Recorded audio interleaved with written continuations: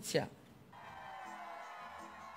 Ils étaient nombreux à répondre à l'appel du recteur Abba Achija Pakom Marie pour prier pour la paix et la cohésion en Côte d'Ivoire. Ambiance conviviale ici à l'église orthodoxe d'Angré avec Onen Mala, dont le titre « La paix n'est pas un vain mot » a été repris en chœur par les fidèles.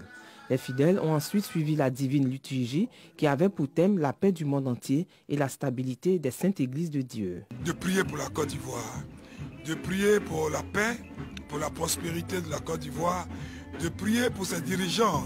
Nous devons nous mettre ensemble pour parler de la même voix, car nous sommes tous des descendants d'Abraham. Le dialogue religieux fait partie pour moi des piliers de ce pays-là. Le représentant du chef de l'État a rappelé l'importance de la prière dans la recherche de la paix durable et véritable. L'État du Côte d'Ivoire est engagé dans ce processus de rapprochement de tous les fils du pays. Vous savez, partout où on se parle, on ne se tue pas. Et la Côte d'Ivoire est arrivée à un moment de son histoire où nous avons besoin de beaucoup prier.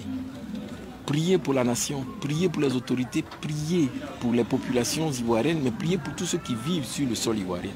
La Côte d'Ivoire est une terre bénie de Dieu, simplement parce que sur cette terre se trouvent des personnes qui élèvent la voix vers le Seigneur et qui lui demandent d'apaiser les cœurs et d'apaiser les tensions.